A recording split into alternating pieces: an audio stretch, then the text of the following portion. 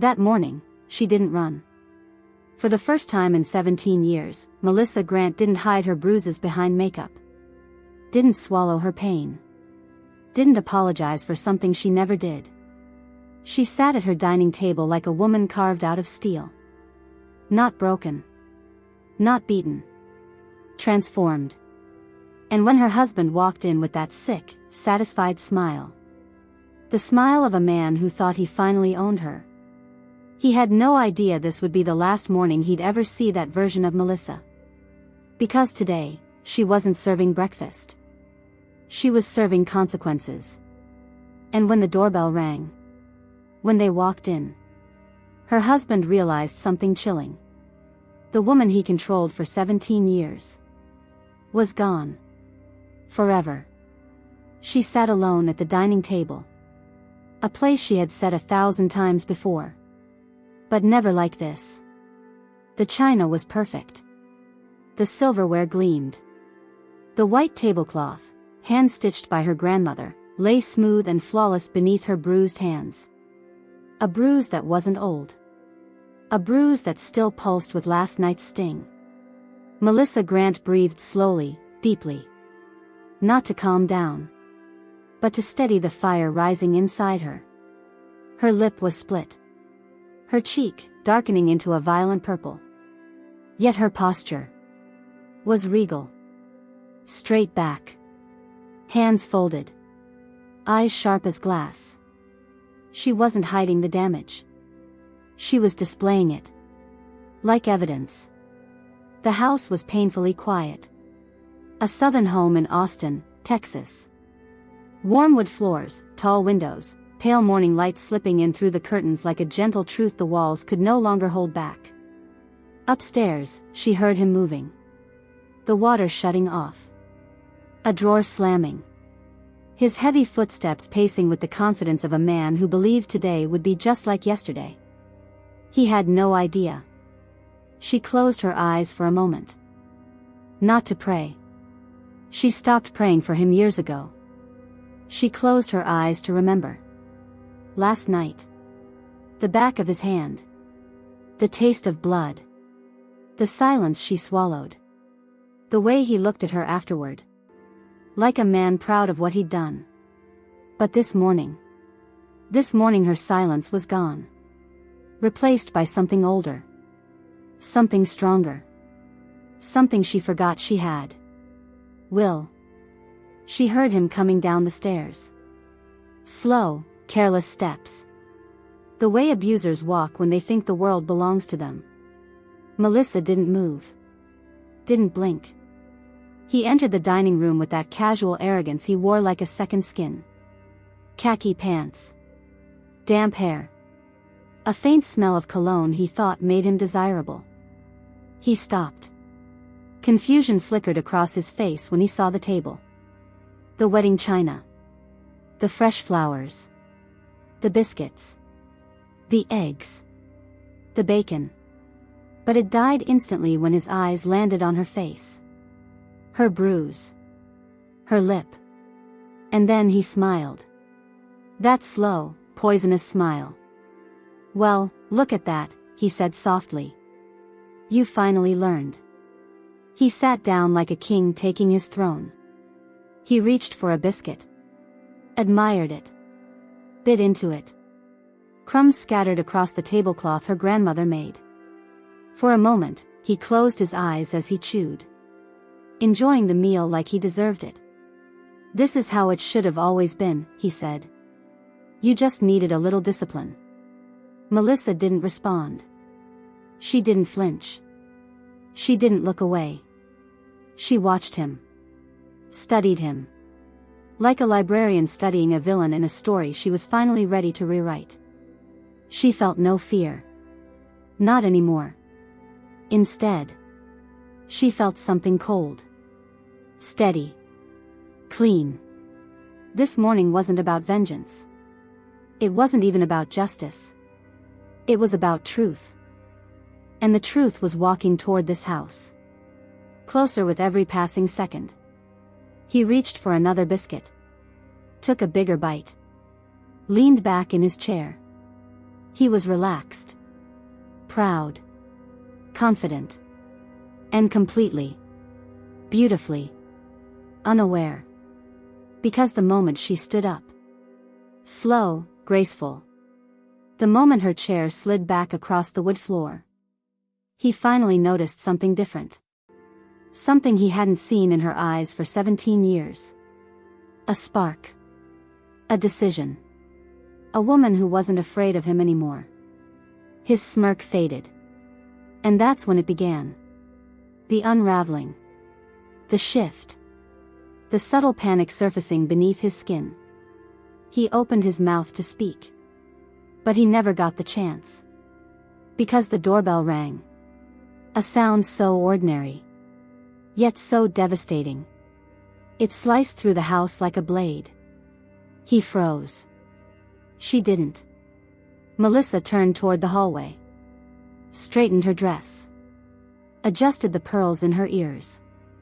And spoke with a calm that chilled him to the bone. I invited them. She walked toward the door. Not like a victim, but like a woman walking toward her freedom. And for the first time in 17 years, he didn't know what to do. Melissa walked down the hallway with steady steps. Every footstep echoing like a countdown. Behind her, he rose from his chair. Not fully. Just enough to pretend he was still in control. But his voice cracked around the edges. Melissa. Who the hell is at the door? She didn't answer. She didn't even turn. Her fingers touched the doorknob. Cold metal. Cold morning. Cold resolve. When she pulled the door open, the sunlight spilled in. Sharp, bright, unforgiving. And standing in that light were the two people he never expected to see. Detective Lisa Hartwell. Uniform pressed. Badge catching the morning glow. Eyes that could read a soul in seconds. And beside her, Pastor Jerome. Tall, calm, dressed in black clergy shirt. His hands folded gently in front of him. But his expression serious. Protective. Melissa exhaled. A breath she felt like she had been holding for years. Good morning, Melissa, Detective Hartwell said softly. Are you ready? Melissa nodded. Not shakily. Not timidly. But with the certainty of a woman who had already crossed the line of no return. Then came the voice behind her. Loud, defensive, trembling with hidden panic. What is this?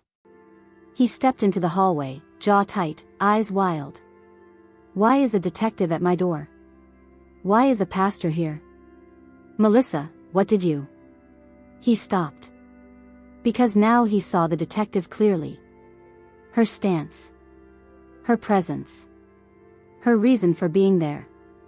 And fear, a real, unfamiliar kind, began to creep up his spine. Terrence, Detective Hartwell said, her tone professional but icy. We need to speak with your wife privately. Please step back. He scoffed. A short, sharp laugh of a cornered man trying to pretend he isn't cornered. This is my house. I don't step back in my own home. But Detective Hartwell didn't move. Didn't blink. Sir. This conversation is happening with or without your permission. Pastor Jerome stepped forward then. Not aggressively. Just enough. Terrence. Let her talk. Please. His voice calm, steady, painfully sincere. A voice that once reassured everyone who entered his church. But Terrence wasn't listening. He wasn't capable of listening anymore. His world was slipping. Cracking. And cracking men lash out. He pointed at Melissa, jabbing the air like it owed him something. You brought them here? You invited cops to MY house? What did you tell them? What lies did you? Melissa turned to him. And in that instant, the house felt different. The air shifted, heavy and electric. She looked him dead in the eyes. Not with fear, not with pleading. But with truth. I didn't lie, she said. I finally told the truth. He blinked. A slow, stunned blink. What, truth? She lifted her chin. The bruise on her cheek dark under the hallway light. Her split lip a silent testimony. The truth about last night. The truth about every night before it. The truth you thought I'd hide forever. He stepped back. Just a little. Enough for everyone to notice. Detective Hartwell spoke again, voice firmer now. Melissa, let's sit down. You can tell us everything when you're ready. Melissa nodded and gestured them inside. Terrence's voice rose sharply. Panic strangling his anger. Melissa, don't you dare. You don't bring the police into our marriage. You don't embarrass me. You don't. Pastor Jerome cut in softly. Terrence. This isn't about embarrassment. It's about harm. Terrence snapped toward him. I didn't harm anyone. She's exaggerating. She always does this. Detective Hartwell's gaze sharpened. Calm. Deadly calm. Sir. I saw her face before she saw mine. The silence that followed was thick. Heavy. Undeniable. Terrence's mouth opened. But nothing came out. Because there it was. The truth, not whispered. Not hidden. Not swallowed. Standing in the middle of his own hallway. Melissa took a slow breath and motioned toward the dining room. Let's talk. She led them. Chin high. Step steady. And Terrence. The man who used to fill every room with his presence. Followed behind like a shadow losing its shape. The dining table looked almost surreal now. Perfect dishes. Perfect food. A scene of peace in a house drowning in tension. Detective Hartwell pulled out a chair for Melissa. She sat. Not timid. Not small. But centered. He watched her, breathing hard. Anger, fear. Confusion. All twisting behind his eyes. Melissa, the detective said gently. Start wherever you want. Melissa placed her bruised hands on the table. Looked at the wedding china. Looked at the flowers she picked with trembling fingers before sunrise. And then.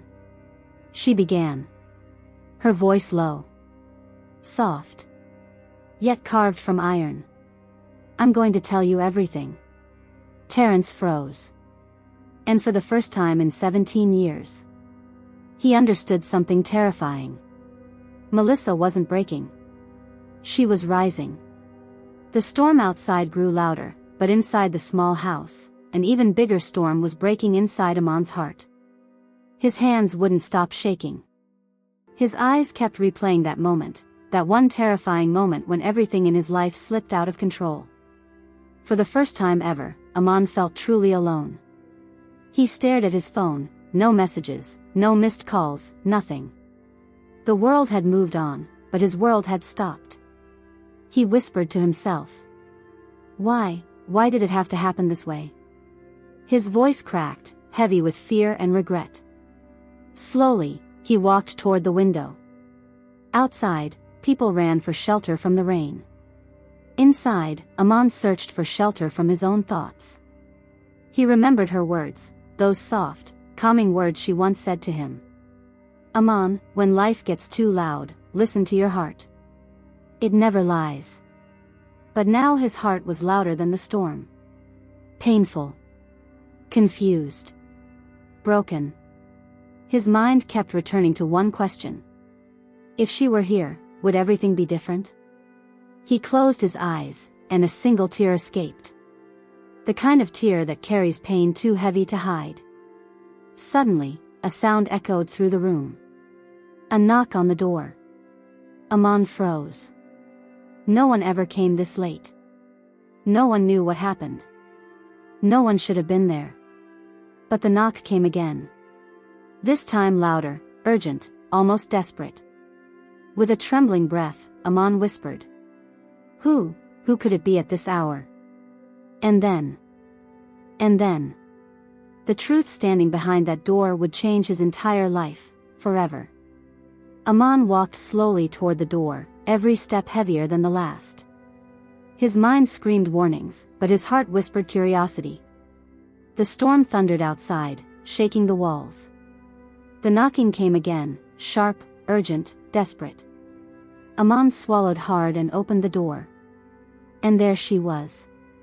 Her clothes were soaked from the rain, her eyes red from crying, her breath unsteady as if she had run miles. For a moment, time froze. She looked at him with a trembling voice. "Aman, please, don't close the door."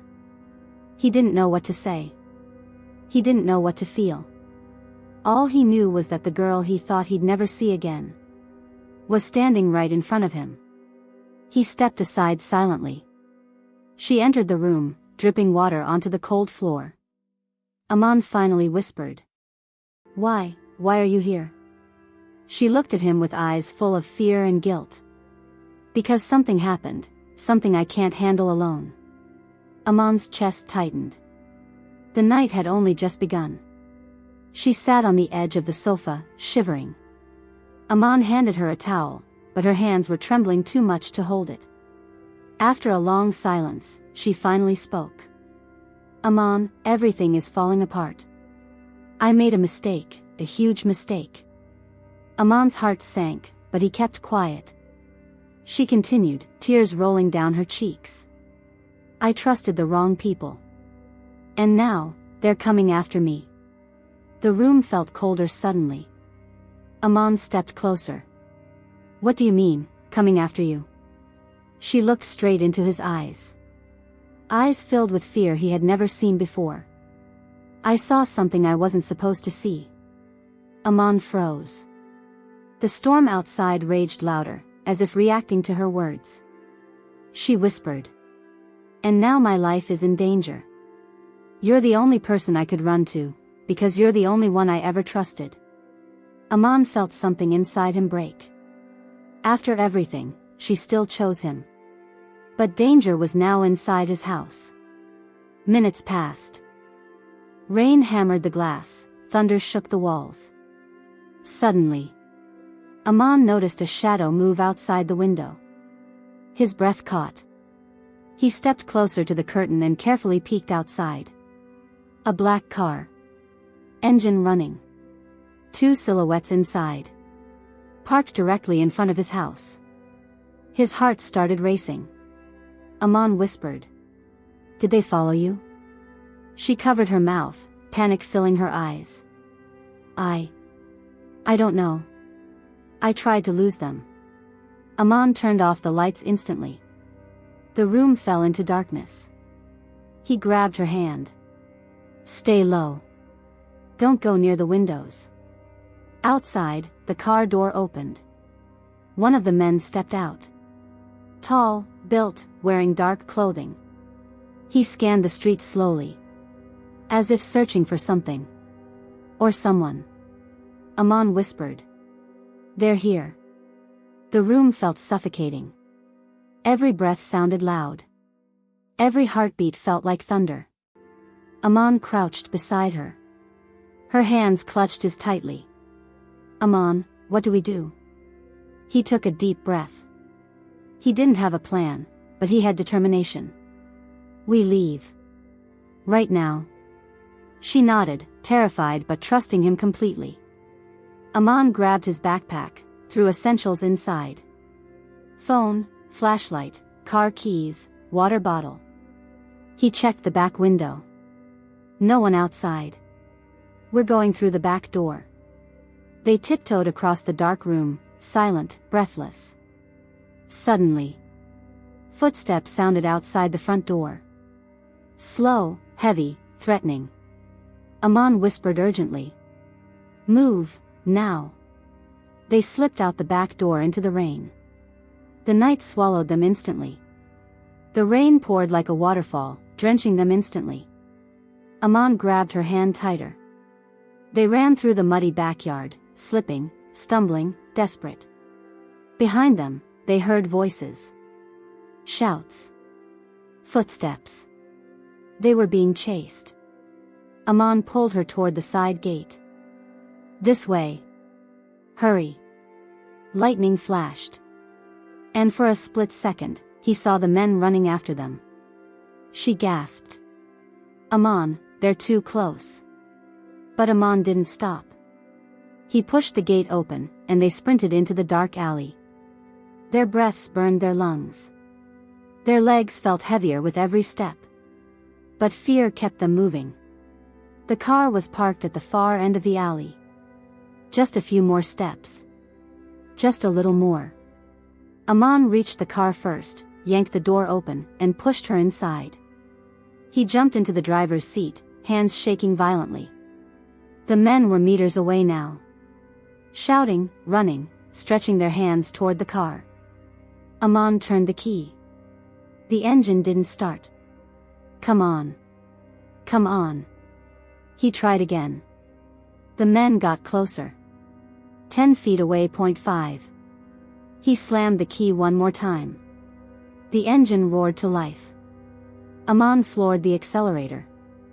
The tires screeched on the wet road, spraying muddy water. The car shot forward.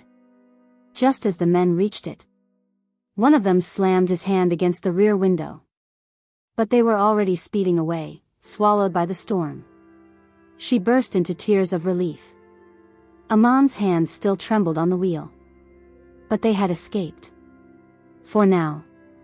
The highway was nearly empty. Rain washed the windshield non-stop. Say leaned back, breathing heavily. Her voice cracked. Aman. I'm so sorry. I dragged you into this. He shook his head. You didn't drag me. You came to me. That means something. She looked at him with eyes filled with gratitude and pain. Where are we going now? Aman stared at the long, dark road stretching ahead. Somewhere they can't find us. She wiped her tears. And after that? Aman didn't answer immediately. He looked at her. The girl who returned to him on the worst night of both their lives. The girl who trusted him when she had no one else. After that, we start over. Whatever it takes. The road ahead was uncertain. Dangerous. Unpredictable. But for the first time that night, they felt a spark of hope. Aman whispered softly. This isn't the end, this is where everything truly begins. And the car disappeared into the stormy darkness. After an hour of driving through the storm, Aman finally pulled into a small, worn-out roadside motel. The kind of place where no one asks questions, and no one remembers faces. The neon sign above the entrance flickered violently, as if warning them that nothing good ever happens here. She looked at him nervously. Do you think it's safe? Aman scanned the empty parking lot, the silent road, the thick forest behind the building. It's not perfect. But it's hidden. And right now, hidden is enough. They stepped out of the car. The rain soaked them within seconds. Aman kept her close, constantly checking the shadows. Inside the reception, an old man watched them with tired eyes, uninterested. Aman paid in cash. No names. No record. Room 14. End of the hallway. Aman locked the door the moment they entered. She finally exhaled. At least, we can breathe for a moment. But Aman looked through the peephole, jaw tense. Only for a moment. The night wasn't done with them yet. They sat inside the dimly lit motel room. Only one lamp worked, flickering like a dying heartbeat. Aman finally spoke. Tell me everything. No more half-truths. She swallowed hard. Her fingers twisted around each other nervously. Aman. I didn't just see something. I saw them kill someone. Aman froze. His voice cracked. It wasn't an accident. It wasn't a fight. It was cold, clean, professional. Thunder cracked outside. She continued, trembling. I was walking home behind the abandoned warehouse. I heard shouting, then gunshots. She closed her eyes, fighting the memory. And I saw their faces. All of them. They saw me too. Aman felt a chill crawl up his spine. Who are they? Her answer came slowly, painfully. Not normal criminals. They work for someone powerful. Someone with money, protection, influence. Aman's fists clenched. She whispered. If they find me, I'm dead, Aman. He moved closer, placing a hand on her shoulder. Then I won't let them find you. But deep down, Aman knew. This was bigger than both of them. Aman checked his phone, no signal. Typical for a motel in the middle of nowhere. He stepped near the window, trying to catch a connection. Suddenly, her phone lit up. One notification. Unknown number, we know where you are. Her blood ran cold. Aman snatched the phone. His heartbeat thundered. How did they? He didn't finish his sentence. The motel's hallway lights flickered. Once. Twice. Then went completely dark. She gasped. Aman, what's happening? He grabbed her hand, pulling her close. Footsteps echoed in the hallway. Slow. Heavy. Purposeful. Aman whispered. They're here. The doorknob rattled violently. She covered her mouth to stop her scream. Aman grabbed the chair and wedged it under the handle. Bang. Another hit. The door shook. Aman whispered. We need another way out. He looked at the small bathroom window. Barely big enough, but still possible. A loud crash. The door cracked. Aman pushed her toward the bathroom. Climb out. I'll hold them off. She shook her head, terrified. No. I'm not leaving you. He cupped her face with trembling hands. You came to me because you trusted me, right? She nodded, tears falling. Then trust me now. Go. The door burst open. Two men in black stormed in. Aman charged at them with everything he had. The room exploded into chaos. Grunts, punches, crashing furniture. She climbed onto the sink, struggling to push herself through the window as the fight continued behind her. One man slammed Aman against the wall. Aman fought back, grabbing a broken lamp and smashing it against his attacker. She screamed. Aman. Come on. Aman delivered one final blow. Stunned one man just long enough to break free. He ran into the bathroom, grabbed the window frame. Another man grabbed his leg. She lunged forward, pulling Aman with all her strength. He kicked the attacker off and climbed through. They fell into the mud outside. Soaked, bruised, shaking. But alive. The forest behind the motel was dense, wild, and pitch black. Perfect for hiding. Terrible for surviving. Aman pulled her up. We have to move. They'll be out here in seconds. Branches snapped behind them. Voices shouted. Flashlights cut through the dark. They ran. Not knowing where the path led. Not knowing if they'd make it out. Only knowing they couldn't stop. She stumbled. Aman caught her. I can't run anymore. He lifted her chin. Yes, you can. Because if you don't, they'll catch us. Lightning flashed. Illuminating dozens of trees, wet branches, and the long trail ahead. They ran deeper. Farther. Faster. Behind them, the men entered the forest. Their flashlights grew brighter. Closer. Aman grabbed her hand tighter. No matter what happens. I won't let them take you. She looked at him with trembling eyes. Aman, why are you risking your life for me? He didn't hesitate. Because losing you once was enough. And together. They disappeared into the dark, breathless, and determined. The forest felt endless. Their breaths were sharp, cold, trembling.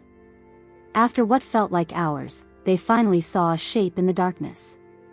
A small wooden building half collapsed under years of storms. A faded sign hung crooked. Ranger Station, closed since 1994. Aman whispered. It's shelter. Not safe, but shelter. They pushed the door open. Dust. Rot. Silence. Aman checked every corner, every window.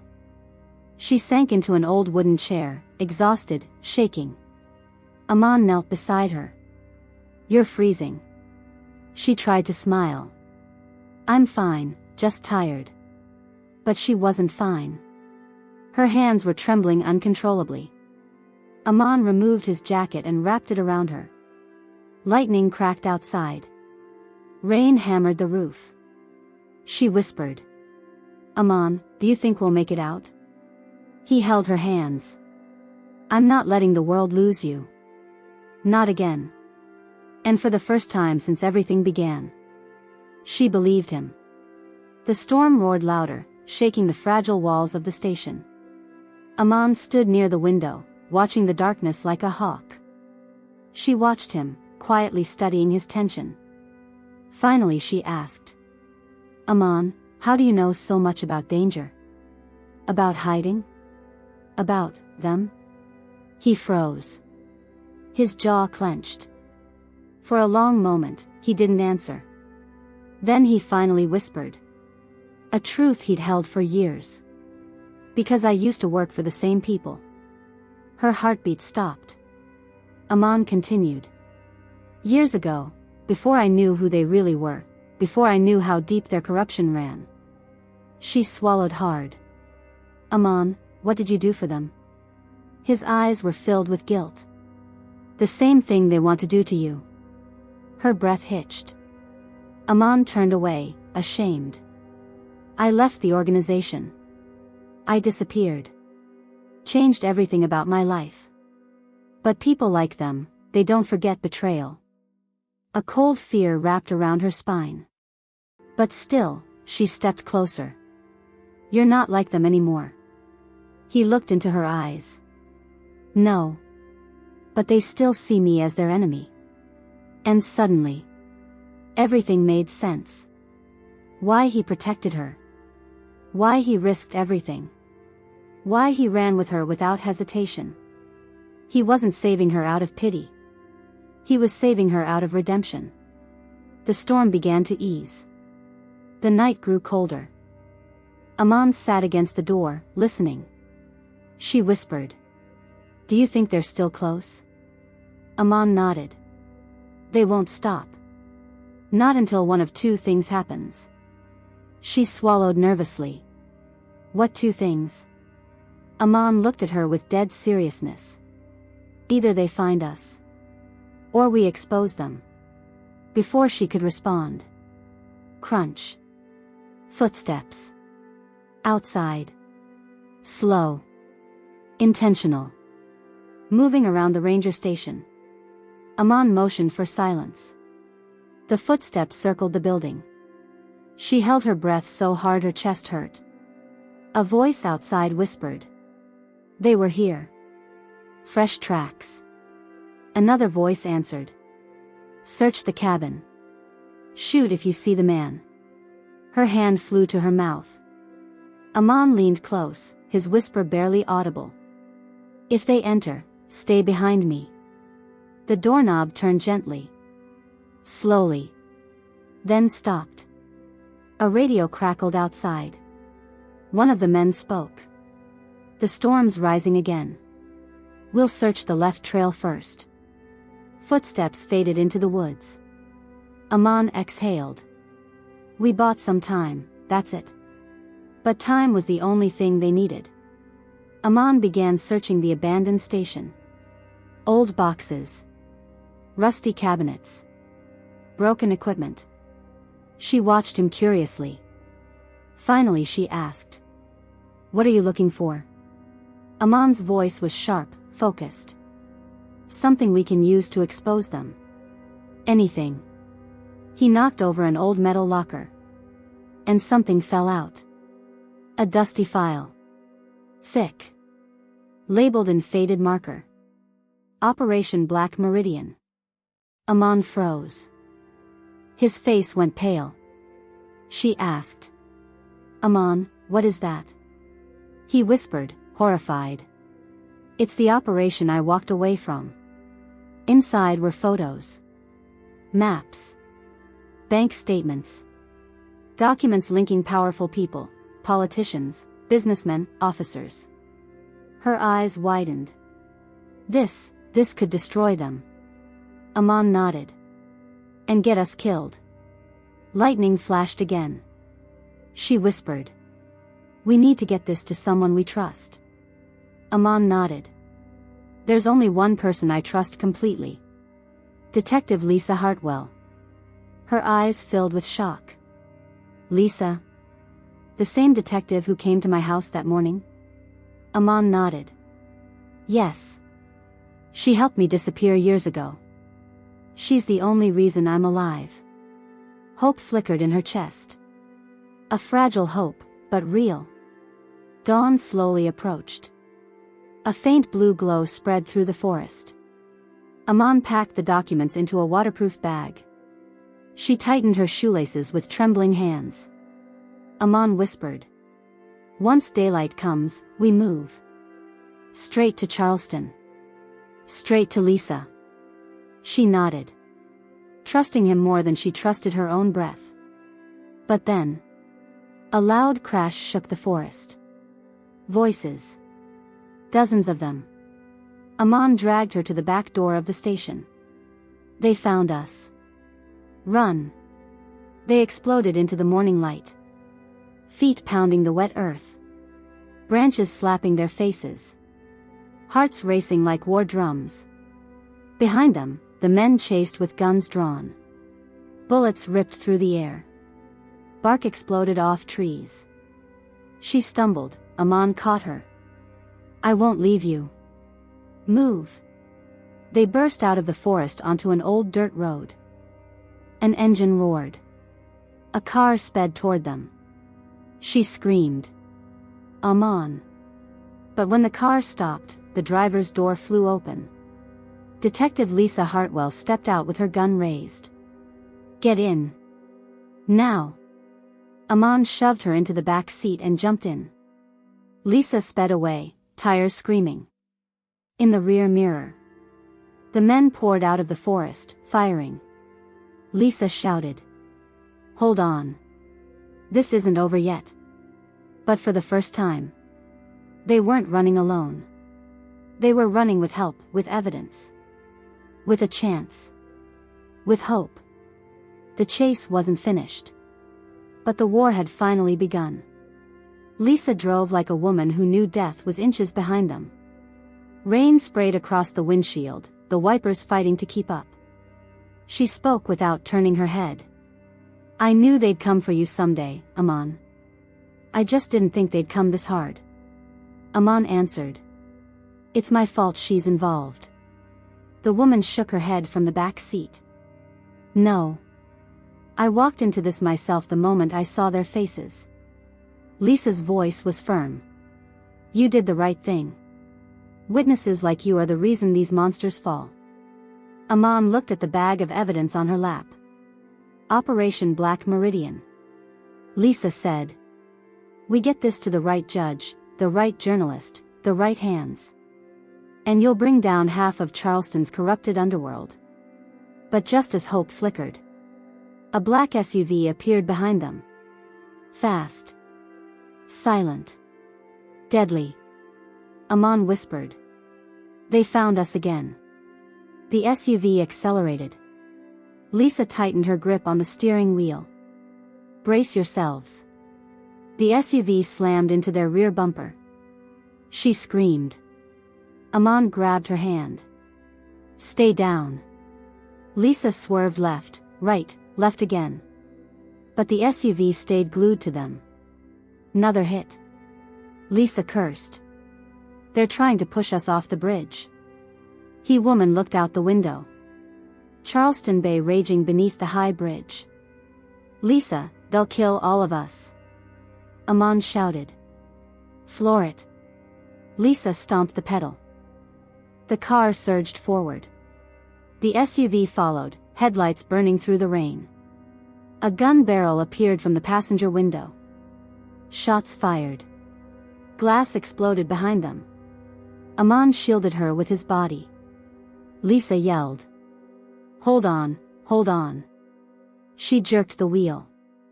Their car drifted sideways. The SUV swerved to avoid a collision, skidded, and slammed into the guardrail. But it didn't fall. It recovered. It chased again. Lisa whispered, "They won't stop." Amon answered, "So neither will we."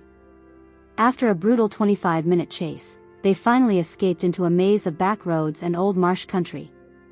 Lisa turned sharply into a narrow dirt driveway hidden by tall grass.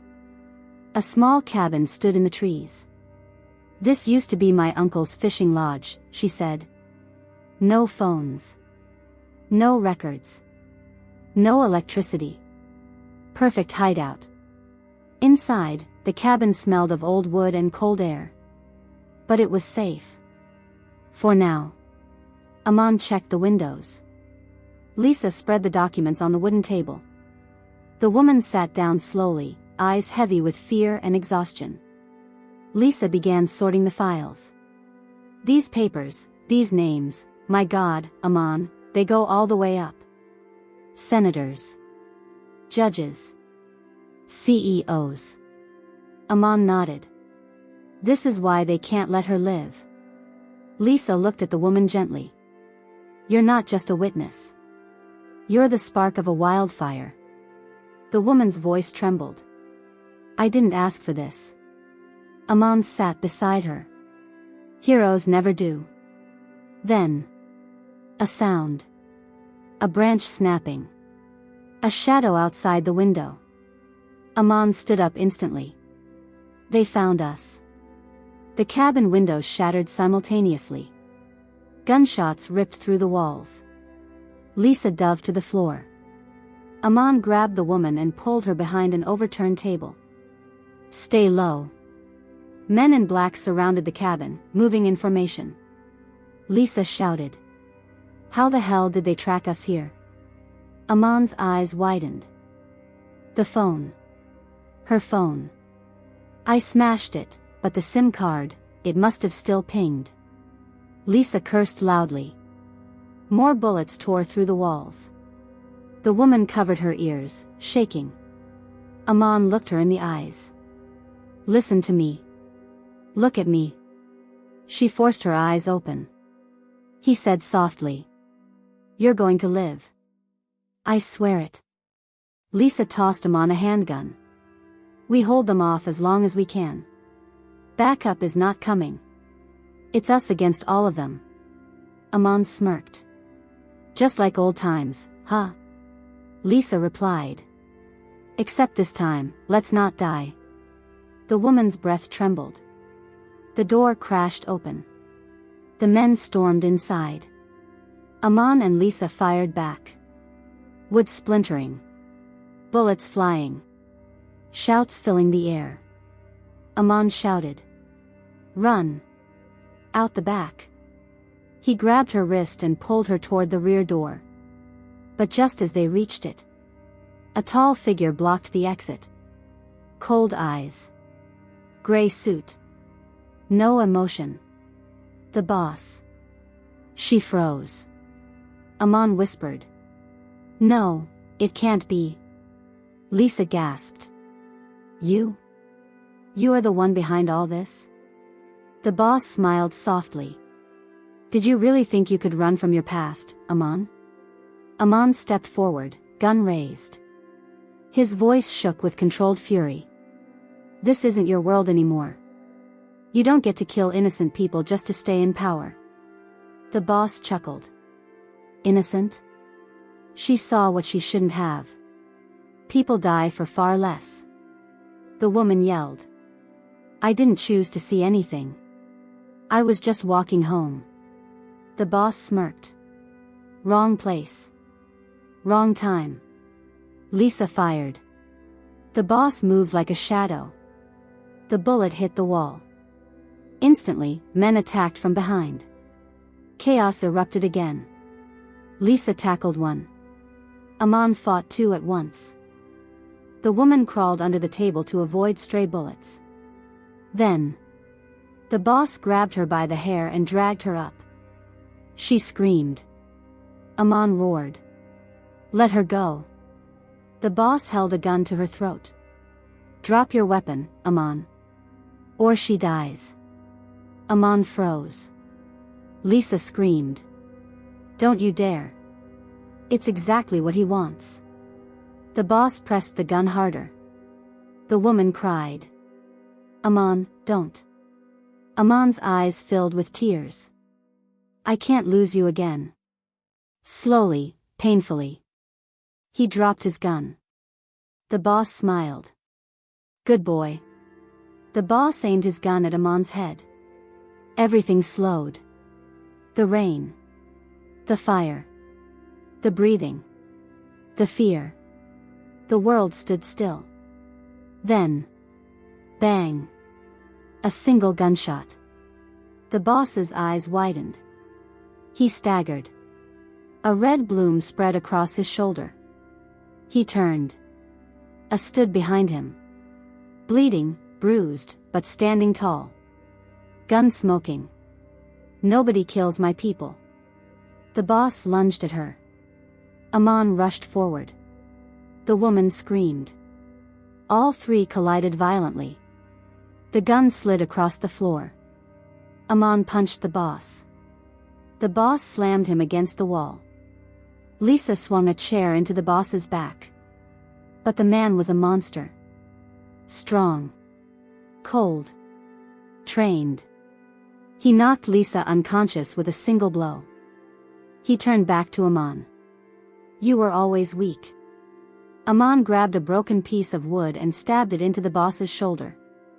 The boss howled. The woman crawled for the gun. The boss saw her. Charged. Grabbed her ankle. She screamed. Aman tackled him again.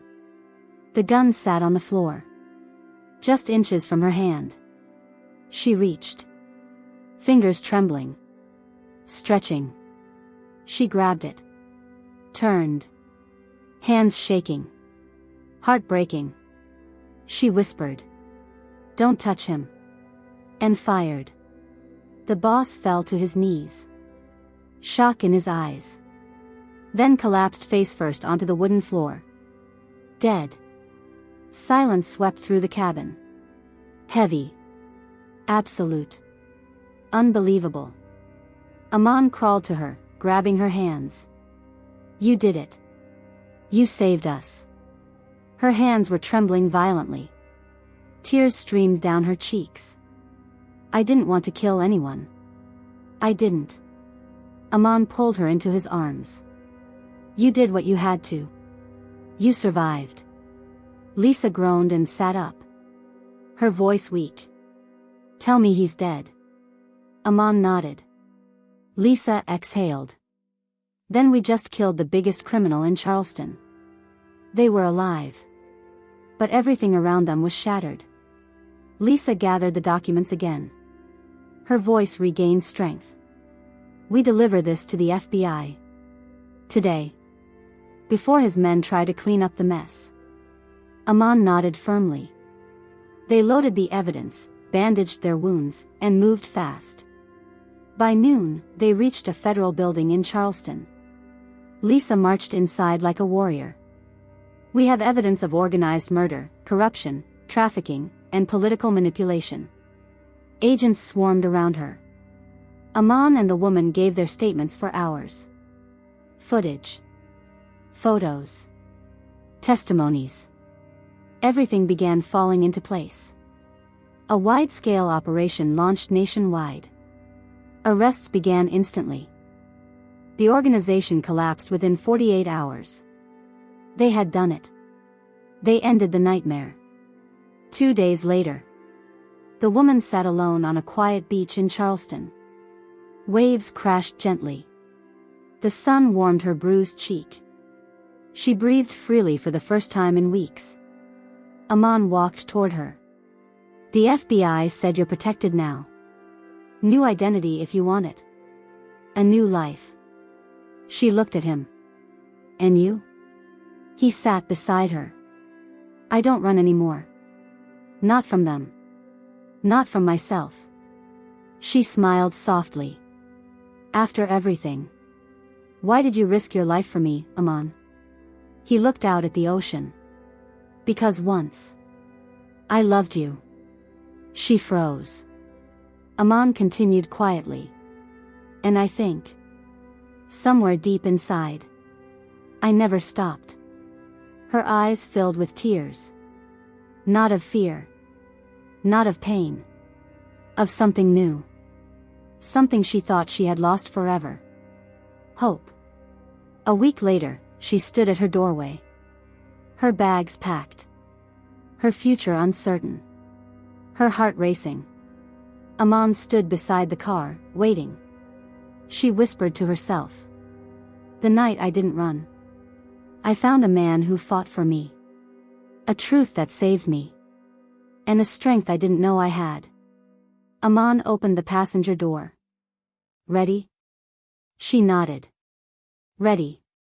They drove away as the sun rose behind them. Two survivors. Two souls reshaped by fire. Two people no longer haunted by who they once were. Her voice echoed in the closing. "Sometimes you don't need to run from the darkness. Sometimes you just need someone who'll walk through it with you." Fade out.